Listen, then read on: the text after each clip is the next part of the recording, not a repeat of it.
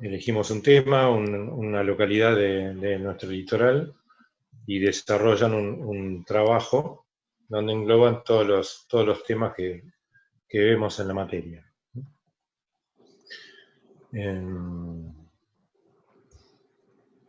Tienen las fechas de los parciales ya puestas, respetando el cronograma, lo que está previsto por la facultad para las 2 mesas de parciales, primer módulo y segundo módulo con sus recuperatorios, y el flotante generalmente en agosto, después de las vacaciones. Así que recibí algunos mails de gente que no se pudo inscribir en el SIU. No sean problema, les guardamos la nota, igual si lo pueden ir solucionando, mejor si se le puede pasar la cursada cuando terminemos, sea promoción o sea final, mejor si se puede ir regularizando. Me faltan 7, 8 compañeros que no me mandaron el mail. Si tienen contacto con ellos, avísenles. De todas maneras, bueno, hoy somos 37, tenemos 43 inscriptos, así que veo que han tomado el link de nuestro sitio web.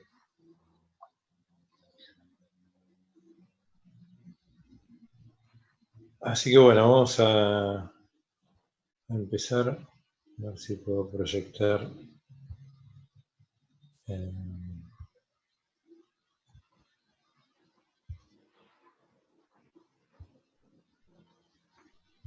Este PowerPoint.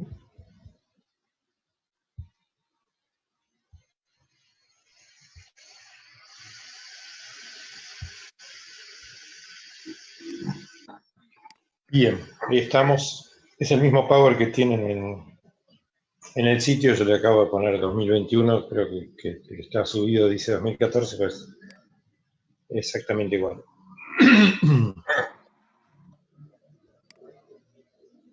¿Alguno quiere comentar algo, algún comentario, algo que quieran saber? ¿Me has olvidado de comentar? Bueno, cualquier cosita lo que necesiten o dudas que tengan, Una me consulta preguntan.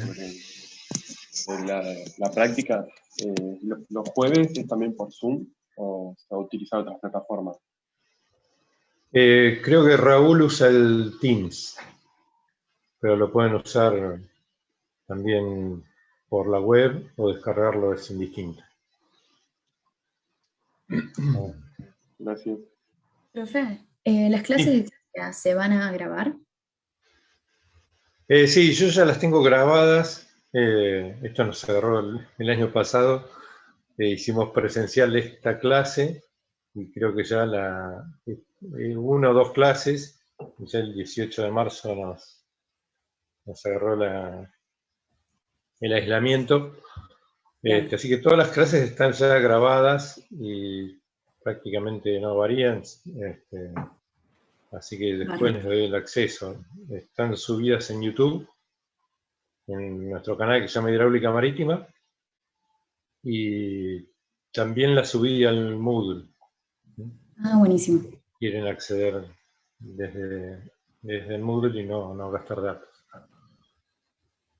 Así que si hay alguna variación, sí se va a subir. Pero en principio son las mismas del año pasado, que ya están subidas. Después no las revisé ahora, pero después voy a dar una mirada si están todas y les aviso. ¿Y el Moodle es el del año pasado o se va a hacer uno nuevo? Porque, no sé si ya se creó o no. La verdad, por eso te decía que no lo miré. Si es el mismo del año pasado, ya están los videos en el Moodle. Nosotros no usamos casi el Moodle. Nosotros trabajamos yo con el Zoom, Raúl con el Teams. Y los parciales son online. con cámara y micrófono abiertos. Es prácticamente el mismo parcial que en modo presencial, con 2 temas de parcial. Así que no tenemos parciales por Moodle ni cuestionarios. Lo hemos usado nada más para subir los videos para que tengan un acceso vía el sitio de la facultad a esos videos. Pero no sé si lo han cambiado, capaz que está vacío. No lo revisé todavía.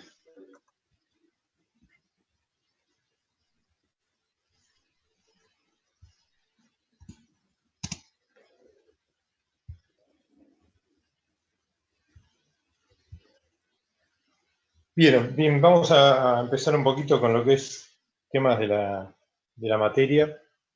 Es una materia bastante diferente a lo que ustedes vienen acostumbrados. La temática fundamentalmente es diferente. Hablamos de lo que pasa en el mar. Supongo que habrán leído ya el apunte. La base de esta materia es analizar las variables ambientales que influyen en el diseño de una obra, en general costera. Nos interesa analizar si uno quiere construir un puerto, un muelle, cualquier obra que esté en la interfaz entre la tierra y el mar, a qué solicitaciones va a estar sometida. Y esas solicitaciones van a estar dadas por el movimiento del agua.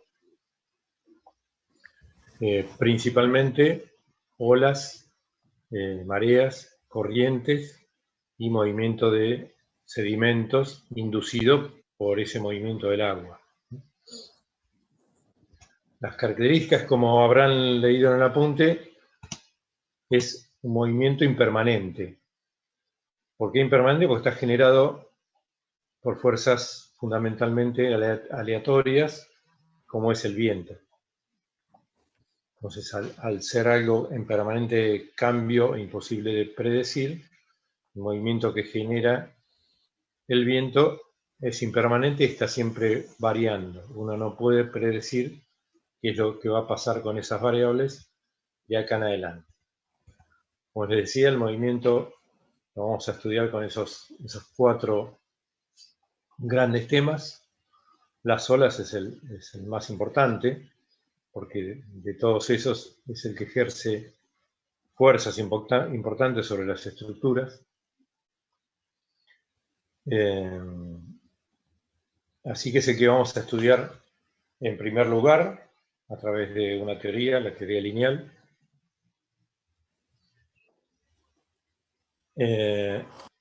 Y después en los siguientes temas vamos a encarar los otros 3.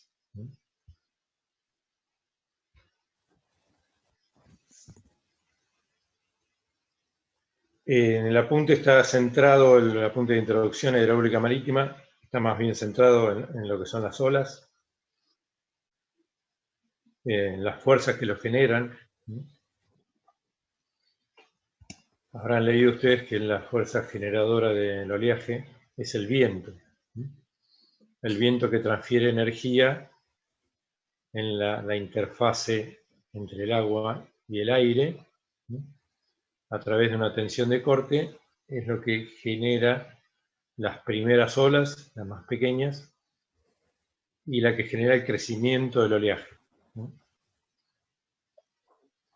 Entonces, a través de teorías, vamos a ver cómo es esa transferencia de energía del viento a la masa de agua y cómo esa acción va haciendo crecer el oleaje y cómo ese oleaje puede llegar a la costa. Las mareas, hay 2 tipos de mareas fundamentalmente.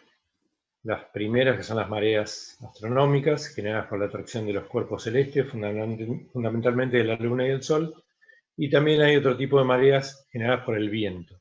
El caso típico es la sudestada en el Río de la Plata, que se genera cuando hay un viento con cierta permanencia de varios días,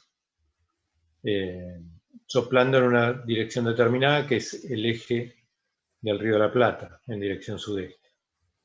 Los dos tipos de mareas tienen características totalmente diferentes y los vamos a analizar en detalle. Tanto las olas como las mareas son ondas sobre la superficie. Ustedes habrán leído que una ola, contrariamente a lo que puede pensarse, no es masa de agua que se transporta de un lugar a otro, sino que cada partícula que compone la masa de agua se mueve aproximadamente en el mismo lugar, en una órbita aproximadamente circular, y ese movimiento sucesivo de partículas es lo que permite que la ola se traslade. Pero la ola fundamentalmente es traslado de energía, no de masa. Lo dice claramente en el apunte que si las olas fueran transporte de masa, el impacto sobre los buques, por ejemplo, sería tan grande que no sería posible la navegación.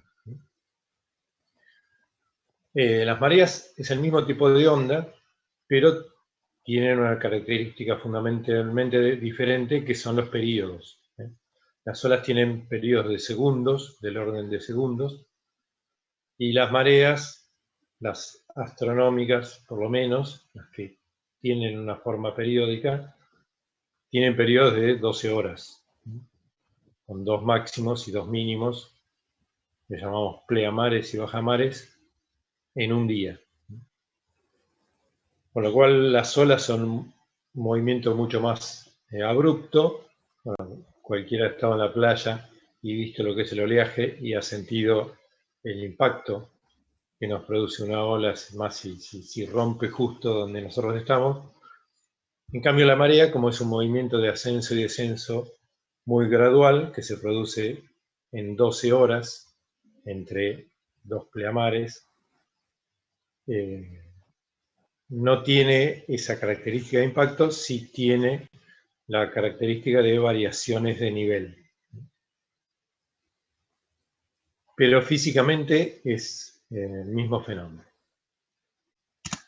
Vamos a estudiar las corrientes generadas por esos mismos movimientos, por las olas, por las mareas. Hay otro tipo de corrientes que son las corrientes de densidad, que son las que estudiamos en la escuela, en el colegio. Las corrientes frías y calientes, que son corrientes oceánicas de grandes magnitudes y que se dan por la diferencia de la densidad del agua, por una condición de equilibrio. Nosotros vamos a estudiar principalmente corrientes costeras, entonces nos vamos a concentrar en las generadas por olas y por mareas. Y lógicamente todos estos movimientos de las masas de agua producen movimientos de sedimentos. ¿Para qué nos interesa al ingeniero estudiar eso? Porque vamos a ver que cuando nosotros construyamos una estructura, vamos a alterar la dinámica de sedimentos del fondo. Entonces vamos a generar, al interponer una estructura en una zona natural, vamos a generar zonas que pueden ser tanto de erosiones como de sedimentaciones. Estamos modificando el ambiente marino, con las consecuencias que eso puede traer, tanto desde el punto de vista físico, natural, como desde el punto de vista del turismo, de recreación, ¿no? Las playas son un centro turístico muy importante. Entonces, si construimos una estructura que nos erosione esa playa, estamos causando un impacto muy importante en una industria, por lo menos en la provincia de Buenos Aires, muy importante como es la turística. Hasta acá estamos. ¿Algo que quieran agregar? ¿Venimos bien? ¿Venimos claros? Sí, todo muy claro. Gracias. Bien. Esto no está en el apunte, es algo que yo siempre remarco, que es para qué queremos estudiar todos estos fenómenos que se producen en la costa. En principal, como ya algo les comenté, las olas son las que ejercen fuerzas importantes, fuerzas de impacto sobre las estructuras. Piensen en una escollera, si conocen el puerto de Mar del Plata o el puerto de Quequén. Las escolleras están hechas de grandes bloques o de roca natural o de hormigón, bloques de hormigón, con alguna forma o cubos de hormigón. La razón de que esas escolleras tengan esos brutos bloques de protección son justamente las olas. El bloque ese se dimensiona con un peso tal que no puede ser movido o descalzado por acción de las olas. Entonces, cuanto más alta es la ola, cuanto mayor magnitud tiene, mayor es la fuerza que ejerce sobre las estructuras. La ola, como venimos hablando, toma energía del viento.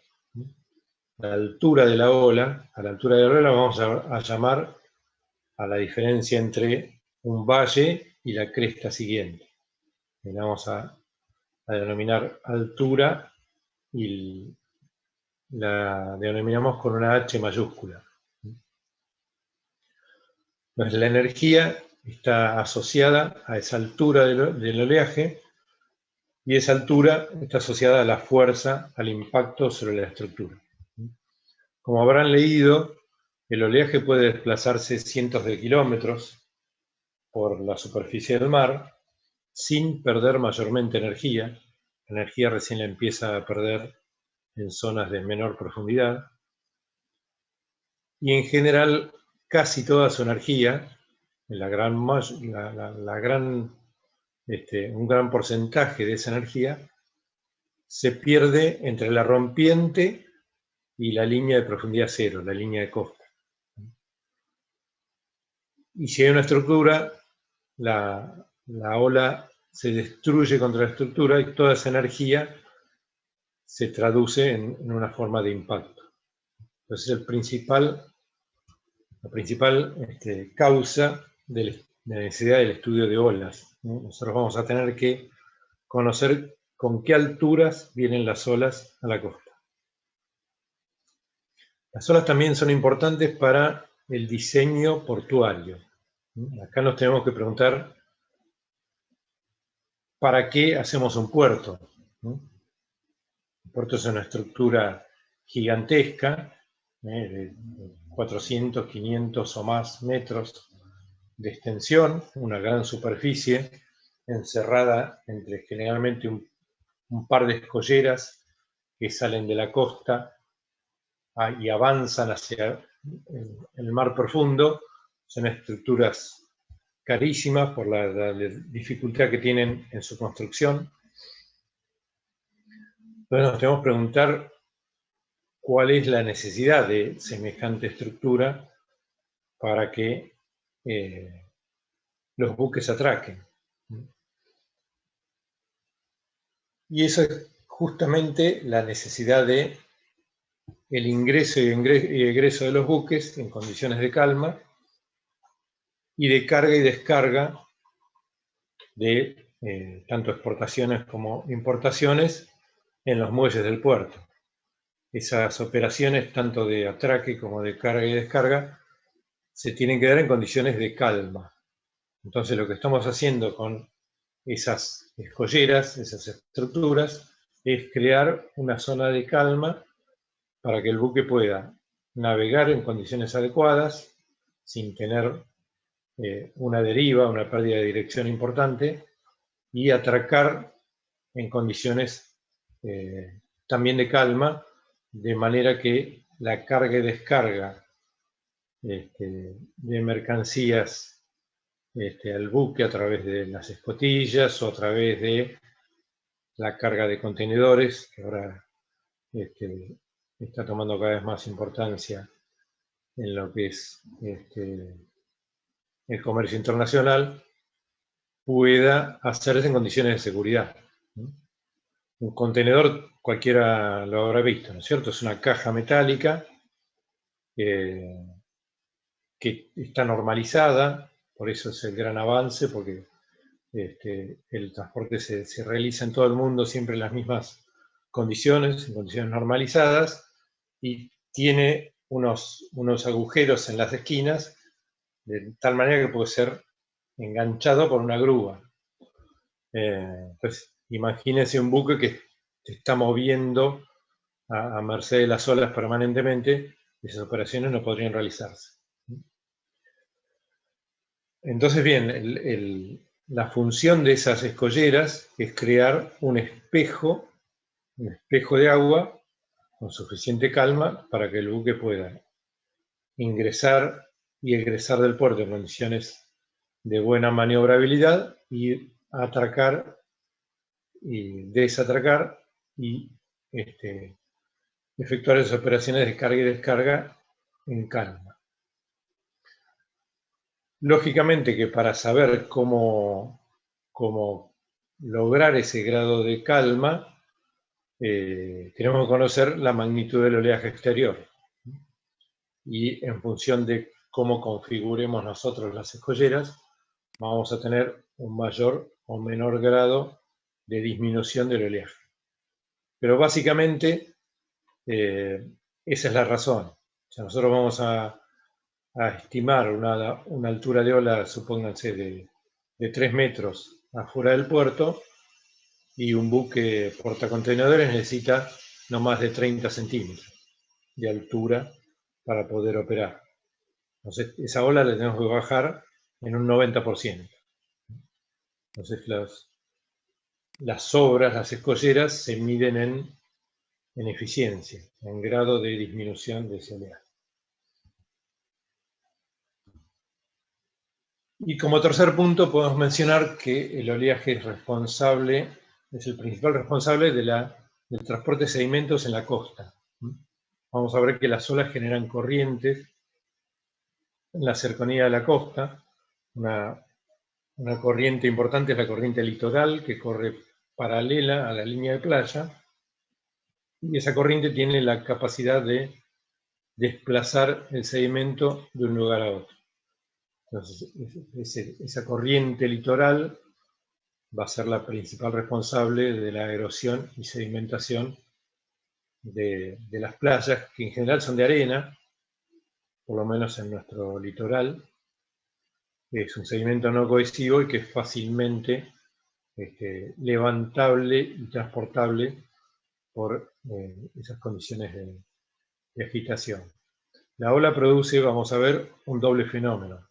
Primero, al romper, genera gran turbulencia. Ustedes habrán visto que en las playas, cuando la ola rompe cerca de donde estamos nosotros, el agua se pone marrón por la gran turbulencia y el sedimento que pone en suspensión. Entonces, esa doble acción de la turbulencia que levanta el sedimento y una corriente litoral hacia uno u otro sentido de la playa es el responsable del transporte de sedimentos. Bien, ¿para qué queremos estudiar las mareas? Las mareas, como les decía, si bien es la misma onda, si uno dibuja la evolución de la marea en el tiempo, va a ver que tiene una pleamar y una bajamar, y la ola es el mismo gráfico. De manera que si nosotros hacemos coincidir las escalas de un periodo, el periodo del oleaje, se mide entre dos crestas sucesivas o entre dos valles sucesivos. El periodo de una marea se mide entre dos pleamares y dos bajamares. Si hacemos coincidir las escalas, el movimiento es básicamente el mismo. Un ascenso, un máximo, un descenso, un mínimo. Y las ondas son aproximadamente una forma de seno o de coseno. De hecho, la teoría lineal que vamos a estudiar a partir de la semana que viene se basa en eso. Representa una ola como una onda simple, un coseno. Pero como les decía, esos periodos varían totalmente. Las olas tienen periodos típicos de 1 a 30 segundos. Las mareas tienen periodos en general de 12 horas. Son lo que se llaman mareas semidiurnas, con 2 pleamares y 2 bajamares diarias. Y por lo tanto el movimiento de las mareas es tan lento que ese impacto que producen las olas en las mareas no pasa. Lo que sí nos produce es variaciones de nivel del mar. Y entonces nos va a fijar las dimensiones de nuestras estructuras. Como tienen ahí escrito, nos permite definir el nivel de coronamiento de las estructuras. Por ejemplo, un muelle donde tenemos que hacer carga y descarga, nos interesa de que en el nivel de marea máxima ese muelle no se inunde. Entonces nos va a determinar el nivel de coronamiento de ese muelle. O si hacemos una escollera que no queremos que el oleaje le pase por arriba, también nos va a definir el nivel superior de la escollera. De la misma manera, una marea mínima nos define el nivel de dragado a pie de muelle y de los canales. ¿Qué es el dragado? El dragado es profundizar artificialmente una zona para que los barcos puedan navegar. Ese recinto portuario que nosotros creamos rodeándolo de escolleras tiene que ser dragado. ¿Por qué? Porque están en la costa, donde las profundidades son muy bajas, y queremos que ese barco, cuanto más grandes sean los barcos, cuanto más longitud, que llamamos eslora, cuanto más eslora tengan, mayor es el calado, mayor es la capacidad de carga. Entonces vamos a tener que dragar ese recinto portuario para que el buque no encalle y pueda navegar en condiciones de seguridad. O sea, ese calado, esa distancia entre la línea de flotación y el mínimo nivel del barco, la parte más baja del fondo, la llamamos calado, le vamos a sumar una cierta revancha como margen de seguridad, y ese va a ser el nivel de dragado. Y de la misma manera, ese espejo portuario, ese recinto portuario, que está dragado artificialmente para lograr mayor profundidad, tiene que tener un canal de acceso que vincule esa zona profunda con las profundidades naturales del océano. Entonces es un canal de navegación. Entonces, igualmente, como es el recinto portuario, los canales también tienen que ser dragados. Entonces, lógicamente, ese nivel de dragado lo vamos a tomar a partir de la marea mínima hacia abajo.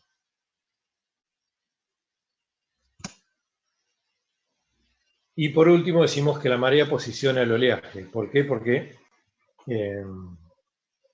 como dijimos al principio, en el primer punto, si las olas impactan sobre la estructura, según a qué nivel dado por el nivel de marea impacte la estructura, impacte la ola sobre la estructura, distinta va a ser la fuerza que ejerce. Entonces, por eso decimos que la marea posiciona el oleaje.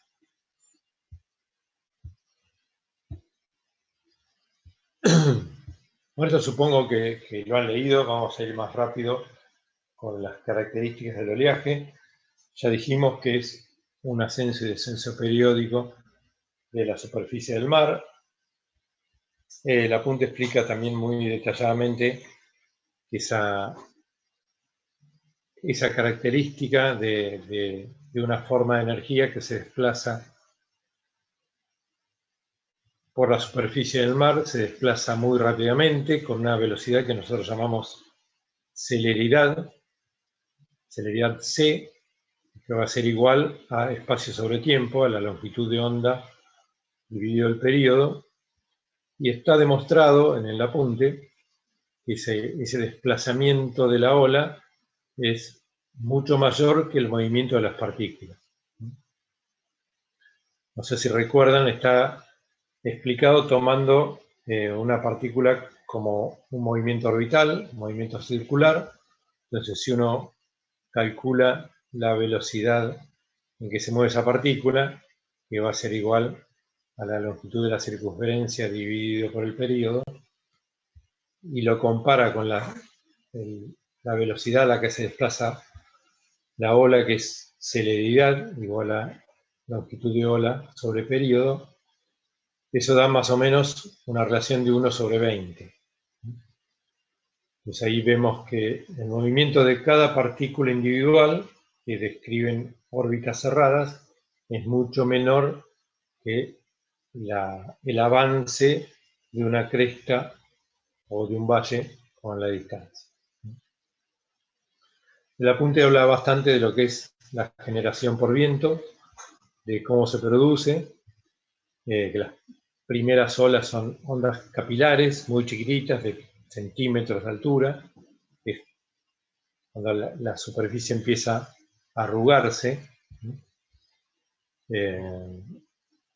y esas primeras olitas, si cesa el viento, desaparecen. Cuando sopla un poco más de viento, la ola ya empieza a transformarse en una onda de gravedad y es más difícil de hacerla desaparecer. Ya una ola de gravedad, una vez que se generó, se propaga a una distancia muy grande sobre la masa de agua. Está explicado también el movimiento de transferencia, cómo es la transferencia de energía del viento a las olas, y ese efecto es doble. En primer lugar, hay un efecto de empuje del viento contra la espalda de la ola. Y en otro sentido también hay un efecto de fricción, de rozamiento de la masa de aire sobre cada una de las partículas que componen la ola. Entonces esos efectos se suman y son retroalimentados. Lógicamente, cuanto mayor sea la ola, mayor superficie ofrece para que el viento la empuje.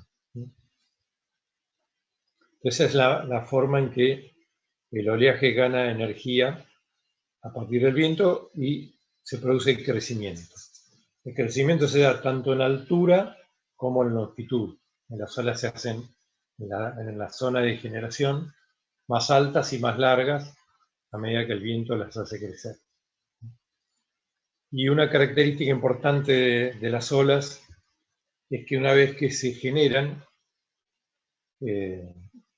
en aguas profundas, cuando salen de la zona de generación, el viento deja de actuar, se siguen propagando y se pueden propagar por centenares de kilómetros sin perder mayormente forma. Después va a haber mecanismos de pérdida de energía que se dan mayormente en las zonas de menor profundidad. Es una característica muy importante. Una vez que la ola se generó, se traslada durante centenares de kilómetros. Por eso es que siempre en la costa hay oleaje. ¿Se recuerdan haber ido alguna vez a la playa que haya 0 olas? No, eso no pasa nunca. Y eso es porque siempre en algún lugar alguna ola se generó y se propaga a otras zonas muy distantes de la zona de generación, y por eso es que siempre tenemos oleaje presente en cualquier lugar del océano donde estemos. Lógicamente, como el viento es fuertemente aleatorio, tanto en magnitud como en dirección, genera olas de todo tipo. Grandes vientos generan grandes olas y vientos más suaves, olas menores. Y todas esas olas están, bueno, nos queda menos de un minuto, nos volvemos a conectar con el mismo link. Si no es posible, les paso un link nuevo.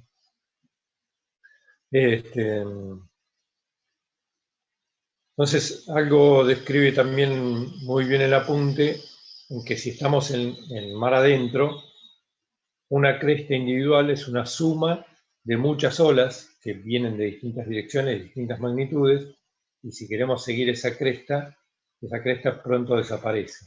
Es una característica de que una cresta es una suma de muchos oleajes individuales, cada uno con sus características diferentes.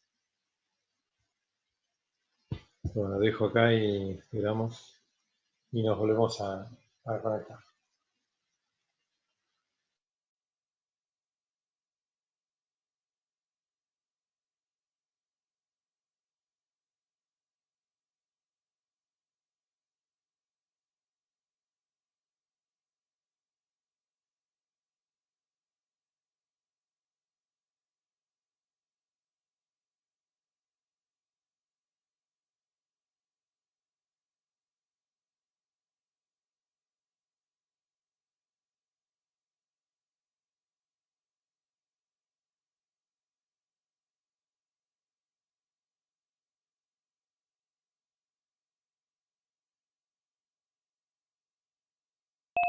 Bueno, creo que ya estamos todos, así que seguimos. ¿Venimos bien? ¿Alguna duda? ¿Una consulta que quieran comentar? Estamos. Sí, Yo tengo una duda que no había entendido cuando leí el apunte. Es sí. el tema ese que usted nombró ahí, el tema del empuje del viento, que es lo que genera energía. Sí. No lo termino de entender o de imaginar yo en mi cabeza cómo es que el empuje del viento genera la energía. Está. Vos tenés una onda, es una forma creciente por encima del nivel de reposo, tiene una cresta, después baja y tiene un valle, ¿no es cierto? Esa forma se desplaza por la superficie del agua. Si el viento tiene la misma dirección que la dirección de avance del oleaje, la va a estar empujando por la espalda, digamos. De manera que ese tipo de transferencia de energía se produce siempre que el viento tenga una mayor velocidad que la velocidad de avance del oleaje. Ese es un tipo de empuje. El otro que yo les comentaba es a nivel de cada partícula. Las partículas, viste que dijimos que se desplazan siempre con mucha menos velocidad que la ola, unas 20 veces menos. Entonces, casi siempre cada partícula se mueve a mucho menos velocidad que el viento. Entonces, sobre cada partícula hay un efecto de fricción de las olas que también transfiere energía. Las partículas que están arriba en el valle, digamos, que avanzan, van hacia adelante en la dirección del oleaje, el viento las acelera. Y las partículas que están en el valle, que van como para atrás, pues acordate que el movimiento es orbital, sobre las partículas que están en el valle, que van para atrás, el viento las desacelera. Pero en esos dos casos, la transferencia es hacia la masa de agua y todas esas transferencias hacen crecer a la ola. No sé cuál es la que vos no entendiste. Pero, Sí, ahí está, perfecto. ¿Está claro? Es como cuando vos salís a correr. Si el viento es más rápido que vos, te empuja por la espalda y te resulta más fácil correr. Bien, entonces, retomando, hablamos de ondas capilares y de gravedad, que se llaman así porque las ondas capilares, las que son de unos poquitos centímetros, la fuerza que restituye el equilibrio es la tensión capilar, y contrariamente las de gravedad, la fuerza que restituye el equilibrio es la gravedad de la masa de agua, ¿cierto?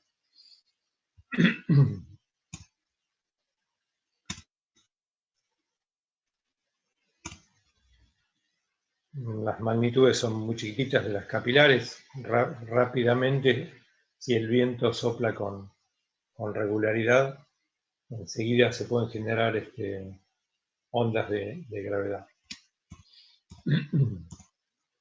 Con esto ya hablamos, transferencia de energía pérdida de energía y balance. La pérdida de energía se da fundamentalmente por un movimiento turbulento. Esa turbulencia se da casi siempre en la rompiente. ¿Vieron? Cuando una ola rompe con gran generación de espuma y de turbulencia. Si nos agarra una ola grande, hasta nos revuelca por el fondo, ¿no es cierto? Ahí es donde el oleaje pierde casi toda la energía. Y también puede perderla, aún sin romper, por un efecto de fricción con el fondo, siempre que la profundidad sea baja, ¿no es cierto? Nosotros vamos a distinguir, vamos a hablar ya la semana que viene, en las características del oleaje según la profundidad. Vamos a hablar de olas de aguas profundas, de aguas poco profundas y de aguas intermedias. Y ahí vamos a analizar cuál es el efecto que produce la profundidad sobre las olas.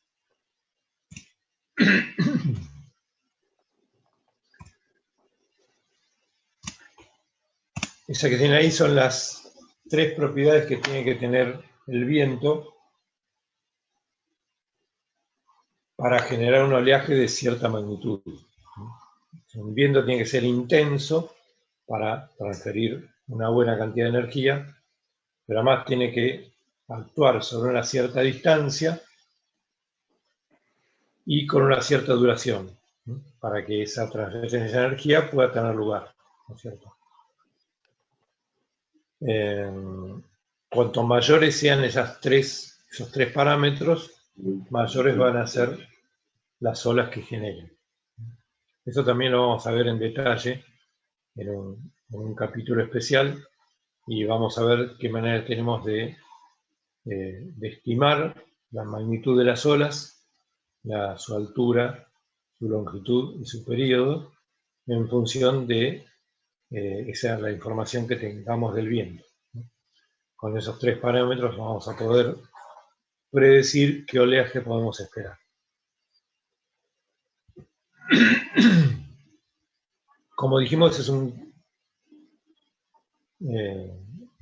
proceso muy complejo, el de las olas, sobre todo en mar abierto, donde no hay una ola que predomine sobre las demás, y una cresta en particular es una superposición de un número muy grande de olas diferentes. Pero cuando la ola sale de esa zona de generación y se empieza a acercar a la costa, generalmente hay un oleaje predominante, ese oleaje se va ordenando y aparece, como nosotros estamos acostumbrados a ver en la playa, un tren de olas con crestas aproximadamente paralelas y sucesivas que se van aproximando a la playa. Esas olas tienen diferentes alturas, porque también están formadas por superposición de olas, se van ordenando en dirección. Entonces, ahí donde nuestra teoría lineal, que vamos a ver la clase que viene, puede ser aplicada, y podemos aproximar al oleaje como una sucesión de crestas y valles con una separación más o menos constante.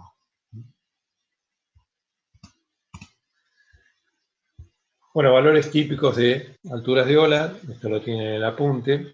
Algo que remarca el apunte es que si miramos los 2 primeros cuadros, entre 0 y 1 metro, entre 1 metro y 1,20 metro, el 45% del oleaje, esta es la frecuencia de ocurrencia, es menor de 1,20 metro. Siempre recuerden que la altura de ola es la diferencia entre un valle y la cresta siguiente.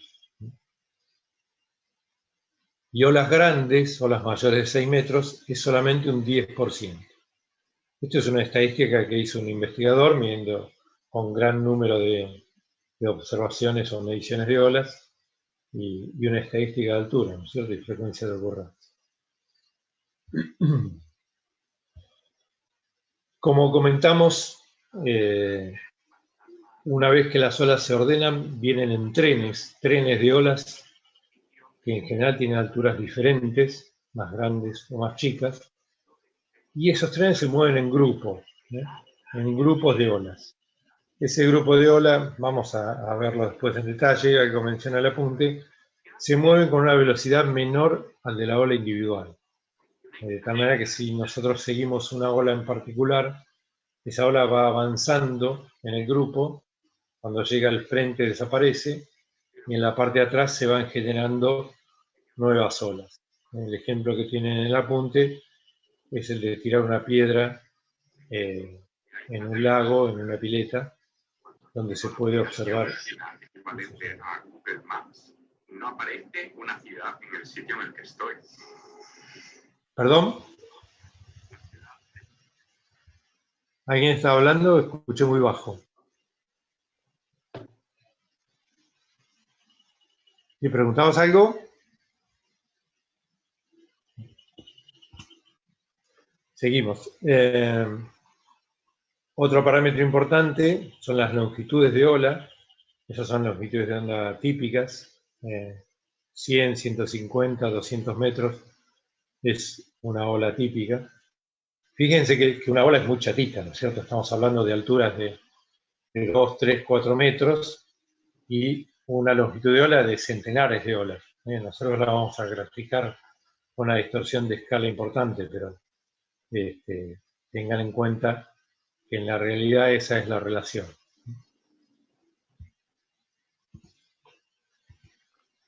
La pendiente de la ola es un parámetro importante porque hace a la navegabilidad, ¿no es cierto?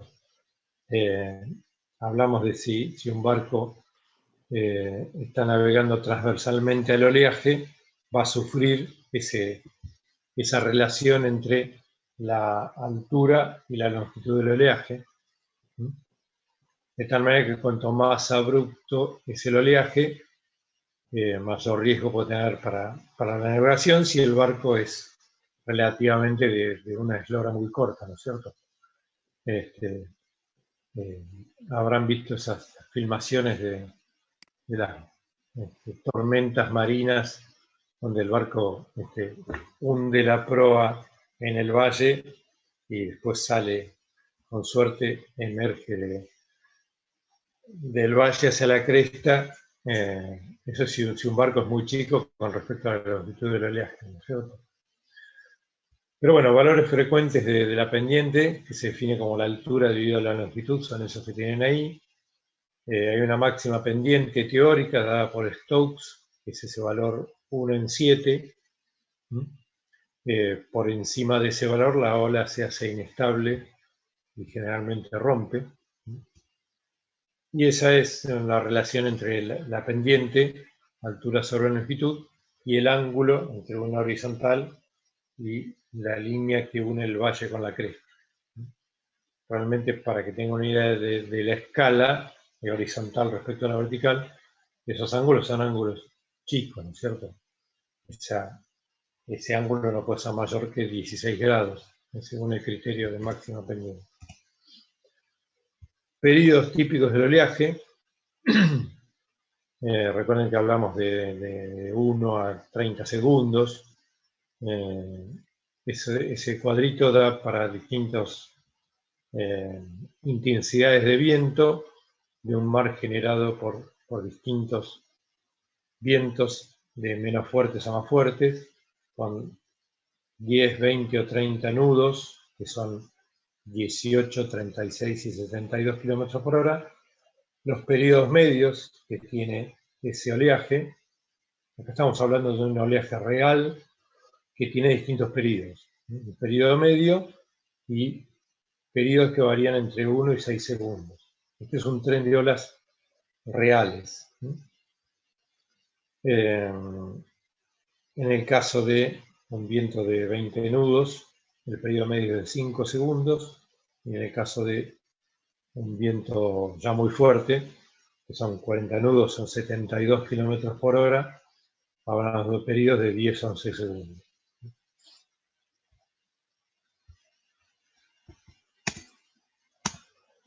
Hablamos de la celeridad de ola como el espacio dividido el tiempo, longitud sobre periodo, y hablamos de que si logramos visualizar un grupo de olas, un tren de olas, se mueve en grupo, esa celeridad de grupo es bastante menor a la celeridad del oleaje. También eso lo vamos a estudiar en detalle cuando veamos la teoría lineal. Y lógicamente, si hablamos de que cada ola se mueve con una celeridad propia, y tenemos el mar formado por diferentes oleajes de diferentes longitudes y periodos, en general las olas más grandes se van a mover a mayor celeridad. Si tenemos en un instante una cresta formada por una suma de muchas olas individuales, lógicamente que las olas más grandes se van a desplazar a mayor velocidad y ese grupo que estaba concentrado en un cierto punto del mar en un instante determinado, a medida que el tiempo avanza, se va a ir dispersando. Las olas más grandes van a tomar la delantera y las olas más chicas se van a ir retrasando. Ese es el fenómeno de dispersión. Estos son oleajes típicos de aguas profundas. Una característica del oleaje en aguas profundas es que la longitud funciona exclusivamente del período. Tienen la expresión en el apunte. La longitud es g por t cuadrado sobre 2pi en aguas profundas, depende exclusivamente del período. Entonces, para diferentes periodos podemos calcular la longitud de onda y obviamente la celeridad como L sobre T. Entonces, estas son celeridades típicas de olas en aguas profundas. Si quieren tener una idea en kilómetros por hora, de metros por segundo a kilómetros por hora, tienen que multiplicar por 3,6. Esto es un oleaje de unos 10 kilómetros por hora, este de unos 20, 25 kilómetros por hora, este de unos 50 y este de unos 80 kilómetros por hora. Las olas se mueven realmente rápido, ¿no? Como son olas de magnitud.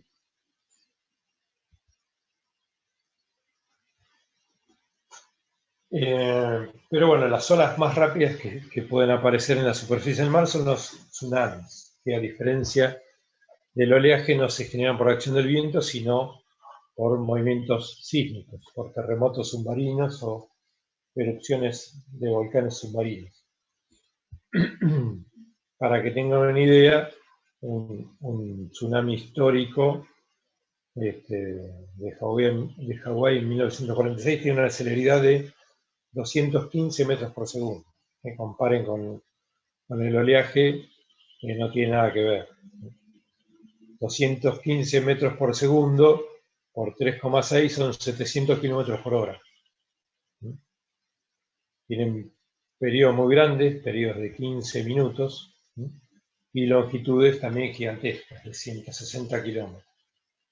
La característica de destrucción del tsunami es que si bien en aguas profundas no lo vemos porque tiene unos metros de amplitud, puede tener capaz que 10, 12 metros, pero extendidos en una longitud de 160 kilómetros. Por lo tanto, no es perceptible en aguas profundas. Pero cuando nos acercamos a la costa y a esa velocidad, a 700 kilómetros por hora, capaz que un tsunami que se generó en el medio del océano, en 2 horas lo tenés en la costa, y esa altura de 10-12 metros que en aguas profundas no se alcanza a detectar, sobre la costa arrasa con lo que encuentra a su paso, ¿no es cierto? Por eso el poder tan destructivo de los tsunamis.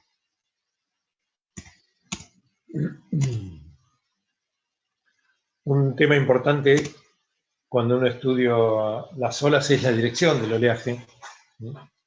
La dirección es la la dirección de avance del oleaje es perpendicular a la cresta, si la cresta es rectilínea, o la tangente a la cresta, si la cresta es una curva. Algo que vamos a estudiar es cómo cambia la dirección cuando el oleaje ingresa a aguas poco profundas, ¿no? El oleaje empieza a sentir el fondo cuando la profundidad, para que se den una idea, es la mitad de la longitud de ola. Ahí empieza el oleaje a sentir el fondo y a modificar fundamentalmente su dirección, pero también la celeridad, la longitud y la altura de la ola, ¿no? Las corrientes también alteran la forma de la ola. Como han visto en el apunte, las corrientes contrarias a la dirección del avance del oleaje acortan la ola y la hacen de mayor altura, más pendiente, y las corrientes a favor del oleaje, al contrario, las hacen más largas y más bajas. También las olas oblicuas al oleaje las alteran, pero bueno, no nos vamos a meter en tanto detalle, por lo menos por ahora. Los movimientos debajo del oleaje vamos a estudiarlos también con detalle en las clases siguientes. Nos importa porque el movimiento que genera el paso de la ola por la superficie y cómo se traduce ese movimiento hacia abajo en profundidad es lo que nos gobierna el movimiento de sedimentos y el transporte de sedimentos, ¿no es cierto? Como ya hablamos. La refracción es el fenómeno que estamos hablando recién, es cómo varían las características del oleaje en aguas poco profundas, excepto el período. El período es la única propiedad de las olas que se mantiene invariante. Vamos a ver las características de las rompientes, que como dijimos es la forma en que mayormente el oleaje entrega su energía. La rompiente se da principalmente en aguas poco profundas, en las cercanías de la playa.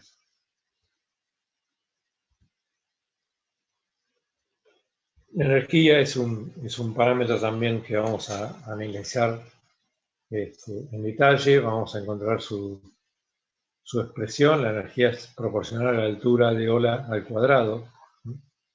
Es una estimación de la cantidad de energía por metro de cresta que tiene una ola de 3 metros y de 150 metros de longitud. La cantidad de energía monstruosa que trae el oleaje, y toda esa energía piensen que se reduce a cero entre la línea de rompiente, a pocos metros de la costa, y la costa misma.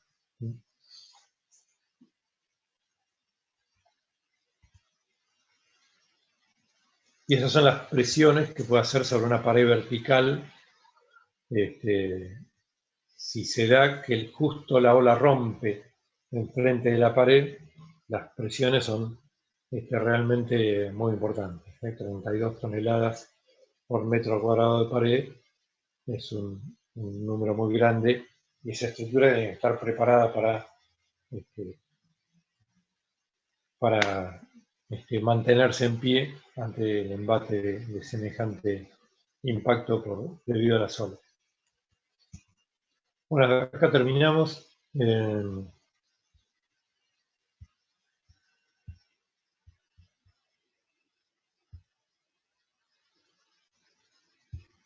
¿Algo que quieran comentar? ¿Algo que quedó del apunte que les haya llamado la atención? Sí, a mí me quedaron un par de dudas de la clase y del apunte. Sí, decime. Primero, con el tema de los niveles de coronamiento, que bueno, vimos que la marea dependía de la atracción gravitatoria y del viento.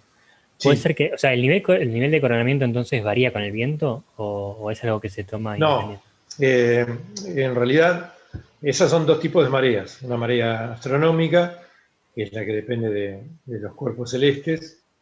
Esa marea es periódica.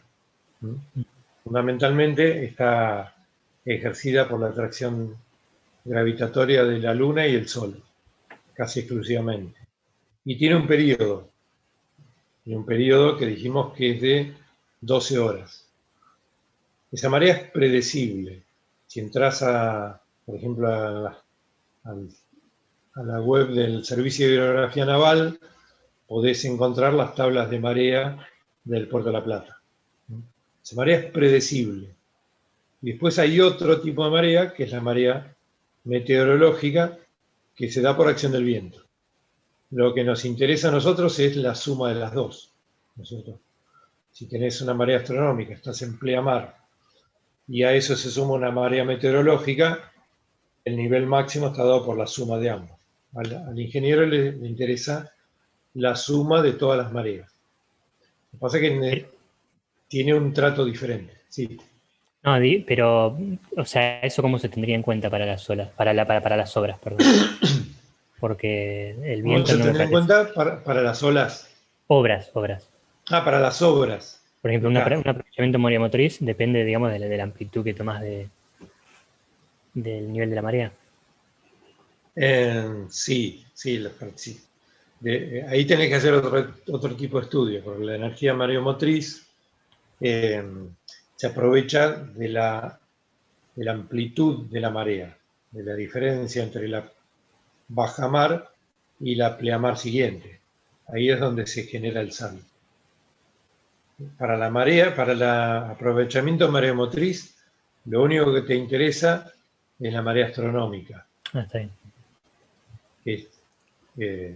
Por ejemplo, en un estuario, en una zona estrecha, vos haces una obra, contenés el agua que te ingresa en la pleamar y ahí generás el salto con respecto a la bajamar, ¿no es cierto? Y después con el tema de las rompientes. Pero te comento algo más para que por ahí tengas un poco más de idea de lo que son las mareas astronómicas meteorológicas. En el Río de la Plata, la marea astronómica tiene una amplitud de unos 90 centímetros. Se da 2 veces por día, 2 pleamares y 2 bajamares. Pero la marea meteorológica, que se da cuando hay sudestada, cuando hay vientos fuertes del sudeste, se da cada tanto, pero tiene 3 o 4 metros de nivel. Entonces ahí, lógicamente, tenés que tener en cuenta la suma de ambas, por ejemplo, para establecer un nivel de coronamiento de los muelles del puerto de Buenos Aires o del Tigre o de La Plata, ¿no es cierto? En el sur se da la inversa. No sé si alguien conoce el sur o es del sur. Las mareas astronómicas tienen amplitudes de 9 metros. Entonces ahí, y las meteorológicas, al ser en mar abierto, son prácticamente inexistentes.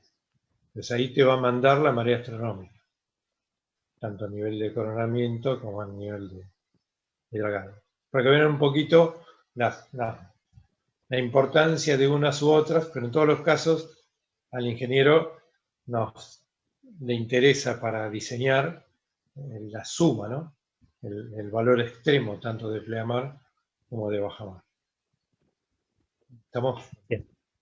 Y después con el tema de rompientes, eso de que la pendiente máxima sea un 1 en 7, digamos, de pendiente, Sí. pero el apunte como que dice que normalmente se rompe para menos la ola. ¿Cómo? No, que el apunte no, dice que rompe para menos, las olas rompen para menos pendiente inclusive. Bueno, Sí, una característica del oleaje, lo vamos a ver cuando se acerca hacia zonas de poca profundidad, es que se acortan, disminuye su longitud, disminuyen la celeridad y aumentan la altura. Y llega un momento en que la ola se hace inestable porque la pendiente se acerca a ese valor límite. Es un valor teórico establecido por un investigador que fue Stokes, Pero en la práctica puede ser que la rompiente se dé en condiciones diferentes. Hay otros parámetros que inciden también en la rompiente, que es la profundidad y la pendiente de la playa. Vamos a ver en detalle. Y después, respecto del tipo de rompiente, viste que está el tipo plunging y tipo spilling. Sí, No, o sea, no entendí la de tipo spilling, o sea, entiendo cómo es, pero dice que es como de dos lados cóncavos, o sea, que es cóncava en el frente y en la parte de atrás, pero googleé para imágenes como para ver porque no me lo podía imaginar y no veo que sea cóncava en ningún lado. sí, O es sea, medio raro esa definición. La tipo plunging es la ola típica, clásica, la de los surfistas, ¿no es cierto? sí, sí. Que es la espalda convexa y cóncava por abajo, digamos, es la que rompe tipo tubo. Esa es la plunging. La tipo spilling, si te imaginas que sea cóncava de los dos lados, es una ola más en punta, digamos, y no rompe con la cresta. Lo más importante, la diferencia más importante, es que no rompe con la cresta volcándose sobre la superficie de adelante, sino que rompe desde la base. Tiene una rotura, la espuma, en lugar de generarse arriba, se genera en la base del oleaje y es como que se derrama hacia adelante. Fíjate algún videíto, pueden googlear y busquen alguna ola tipo spilling en un video, van a ver que es una ola que rompe por la base, no por la parte de arriba. Esa es la diferencia. Y generalmente rompen también en diferentes tipos de playa, en diferentes pendientes de playa. La tipo spilling se da en playas de pendientes abruptas en general. Bueno, gracias. Bueno. ¿Algo más? ¿Alguna duda? Sí, yo tenía una duda en cuanto a la complejidad de las olas. No entendí bien si para una ola capilar que se transforma en ola de gravedad podía generar también sobre la ola de gravedad olas capilares nuevas o algo así, entendí yo. Sí, eso es posible porque si sobre una ola que ya se formó vuelve a actuar un viento, se vuelven a generar olas sobre las mismas olas. Eso es así. Pensá que el viento siempre está soplando, siempre en diferentes magnitudes, y siempre está generando esa rugosidad en el oleaje. Entonces, sobre una ola de gran extensión, ¿no? Estamos hablando de una ola de magnitud que ya se formó, que es de 180 metros de longitud y 3 metros de amplitud de ola, de altura de ola. Si sopla un viento o una ráfaga cortita, se puede empezar a generar otra vez una onda capilar y esa ola crecer sobre la misma. Ya cuando veamos un capítulo que se llama Olas Reales, vamos a ver un perfil de ola real. Vamos a ver cómo hay olas grandes y sobre esas olas grandes hay olas chiquititas montadas. Esa es la complejidad de un oleaje real. Piensen en lo que es bien mar adentro y todos los vientos locales que pueden estar actuando en diferentes zonas de la masa del océano y todos están generando olas diferentes, de diferentes direcciones y de diferentes alturas. Pues, todo eso concurriendo en un punto determinado da un oleaje que en cada instante es totalmente variable. Por eso hablamos de zonas de generación, donde el mar es una sucesión de crestas y valles bastante caóticas y no hay una dirección distinguible de cuando las olas, como estamos acostumbrados a verlas nosotros desde la costa, ya empiezan a ordenarse y se ordenan en un tren más o menos parejo y casi periódico, digamos. Esa complejidad del proceso, cuando la Apunte habla de esa complejidad del proceso, estamos bien mar adentro. Bien, gracias. Bueno, dejamos acá, se nos está terminando el segundo periodo. Si les parece, los invito a que vuelvan a leer el apunte, por ahí con otra mirada, con tener una comprensión mayor, y ya empiecen a dar una mirada de teoría lineal de olas, que vamos a empezar el jueves. Yo voy a ver si puedo instalar el Google Meet y ya hacemos una clase sin interrupciones.